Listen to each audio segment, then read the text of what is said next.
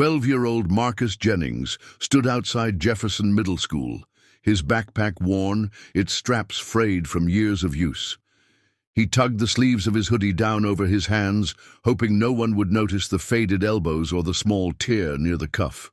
His jeans were 2 sizes too short, hand-me-downs from a cousin he hadn't seen in months. He didn't mind the clothes.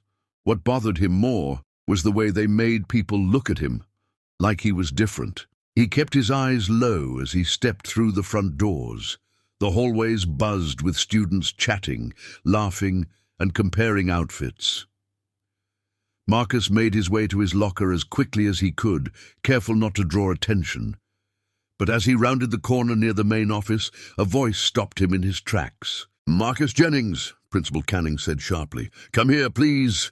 Marcus turned slowly, trying to keep his expression blank. "Yes, sir." The principal eyed him from head to toe, his expression tightening with disapproval. "Those clothes.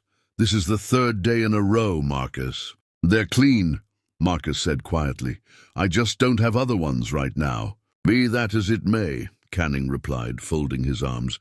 "You're in violation of the dress code. This school has standards." Marcus swallowed hard. "I didn't mean to break any rules. I just didn't have time to do laundry." Canning shook his head. "We've had this conversation already. I'm sorry, but until you can come dressed appropriately, I'm going to have to suspend you for 3 days. You may call your mother to come pick you up." Marcus felt his face flush. A few students nearby had paused, watching the exchange. He turned his head away, trying to hide the sting in his eyes. "Yes, sir," he whispered. By the time his mother, Rachel, arrived, the school had already called and given her the news. She rushed through the front doors with her apron still on from her morning shift at the diner. "You're suspending my son because his clothes are worn?" she asked, her voice trembling with a mix of anger and disbelief. "Repeated violations," Principal Canning said flatly. "We have to maintain an environment of excellence." Rachel glanced at Marcus, who sat silently in the office chair, staring down at his shoes. She put her hand on his shoulder. "We'll go," she said, fighting the tears that threatened to rise. That night, Rachel sat at the kitchen table with a cup of lukewarm coffee in one hand and her phone in the other. Her hands shook slightly as she typed, her emotions raw. The post she wrote was simple, but powerful. "My son was suspended today for wearing the only clothes he owns. He's 12. He didn't break a law. He didn't hurt anyone. He just doesn't have brand new jeans or the right kind of hoodie. Is this what we're teaching our kids now, that being poor is something to be punished for?" She attached a picture of Marcus from earlier that day, his face tired, his hoodie zipped up all the way, and hit post. She didn't expect much. Maybe a few friends would comment. Maybe someone would message her with encouragement. She had no idea the internet was about to explode. By sunrise, Rachel's phone wouldn't stop buzzing. She woke to hundreds of notifications, comments, shares, messages from strangers offering support. Her post had gone viral overnight. Parents, teachers, even celebrities were resharing it with captions like, "This is not okay," and "Schools should uplift, not shame."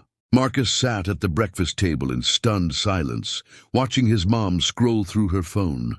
"People are actually listening," she said quietly, still not quite believing it. That morning, local news vans parked outside Jefferson Middle School.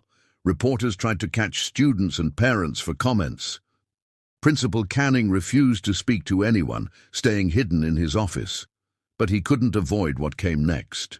Just after noon, a line of black SUVs rolled into the school parking lot. Teachers peered out classroom windows, students crowded near the front. Armed security stepped out first, forming a protective circle. Then the car doors opened, and a tall man in a tailored suit stepped out. It was Noah Briggs, founder and CEO of Briggs & Cosin, one of the biggest clothing brands in the country. He was also a former student of Jefferson Middle.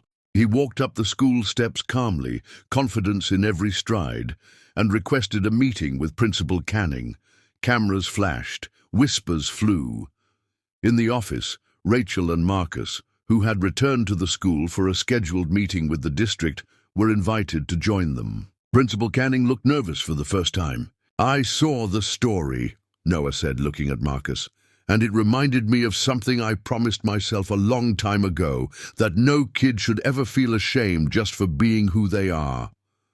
He turned to Principal Canning. This school didn't just fail Marcus, it failed its values. Education isn't about appearances, it's about potential. Canning opened his mouth, but no words came. Noah continued. Effective immediately, I'm donating $2 million to the district for a student assistance fund. Clothes, supplies, anything kids need to feel seen and supported.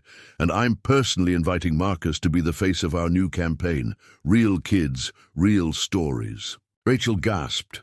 Marcus blinked, stunned. He's got heart, Noah added, and heart is something you can't buy. By the time school let out, the news had spread everywhere. Interviews were scheduled, donations poured in from around the country. Dozens of other families shared similar stories of dress code discrimination, of being made to feel small. But this time something changed. The next week, Marcus returned to school, not in a fancy new outfit, but in clothes that fit, clean and simple.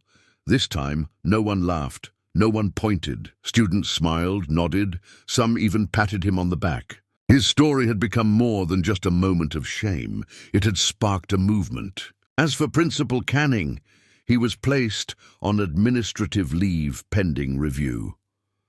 The district released a statement promising to review and revise its dress code policy with input from parents and community leaders. Rachel, once afraid to speak up, was invited to join that committee.